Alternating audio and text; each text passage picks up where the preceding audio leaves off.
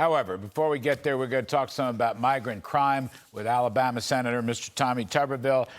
Senator Tuberville, welcome to the show. I'm sure you know more about NVIDIA than you want to. Sorry to bother you with that, but every now and then we put our business cap on. We have sound from Donald Trump on migrant crime. Let's hear this for just a moment. There's crime, there's violent crime, there's migrant crime. We have a new category of crime. It's called migrant crime, and it's going to be worse than any other form of crime. You look at New York City, what's going on where they attack police. They want to fight police officers. Our criminals don't even do that so much, okay? I've never seen, they're having fistfights with the police officers in the middle of the street. And we have to do something about it. These are tough people. Don't forget, they're not sending their finest. You know, Senator, I mean, it has become pure lawlessness with attacks on cops, attacks on shelters, attacks on prisoners, attacks on ordinary people, attacks on women, attacks on shoppers, attacks on drugstores and pharmacies. It's the most remarkable thing. And then to top it all off, here in New York, as you probably read, Mayor Eric Adams and his crew are going to hand out debit cards, more or less $1,000 a person. I don't know, it could be $1,000 a person per month. I think it's going to be $10,000 or $12,000. Inviting people, come on in. We're going to give you cash. We're going to pre-refund your cash. I mean, to me, this is insanity, and Joe Biden won't make a deal to close the border. One of the biggest crimes, Larry, in the history of our country. Mayorkas was impeached, last week? Should have been impeached. He's a criminal. He's been behind the murders, the rapes, the child trafficking, the drugs. There have been hundreds of thousands of people killed. These people could care less. I mean, the guy's a criminal.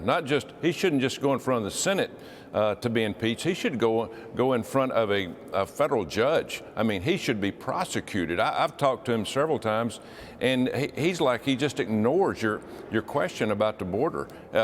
He's been told what to do, but he has been somebody that's willing to go along with it. And it's just a shame that this has happened to the United States or America. And Larry, it's going to get worse in the next 10 months. I had breakfast with the ambassador from Mexico not too long ago, and he said it's getting ready to get really bad. Even you think it's bad enough, it's going to get twice as bad. You know what I can't figure? Bill Melugin talking about this yesterday, Griff Jenkins on the show. You've got all these Chinese coming across the border. You have Syrians coming across the border. You got people from Asia, you got people from Africa. Actually, I think the people coming from the Northern Triangle in Central America are now almost a minority of the illegal immigrants. Now, I can't figure how in good conscience the Biden administration can sit there and stand there and do nothing about this. There could be spies, they could be terrorists. We know there's so many criminals. And the Chinese thing, single males, and by the way, wearing clothes that were laundered and have a nice suitcase. I mean, we are just being played for a fool. Well, we are. For some reason, the Democrats are going along with it. If you saw the vote last week, every Democrat voted not to impeach Mayorkas because they're behind this plan.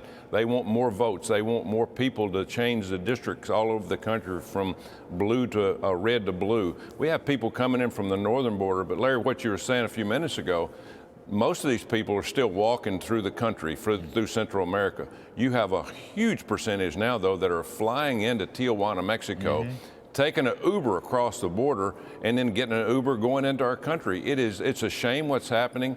This administration does not care. They could care less. It's all about power. It's all about money behind the scenes. We have to stop it. And that's the reason President Trump has to get elected. He understands this problem. He'll put a stop to it.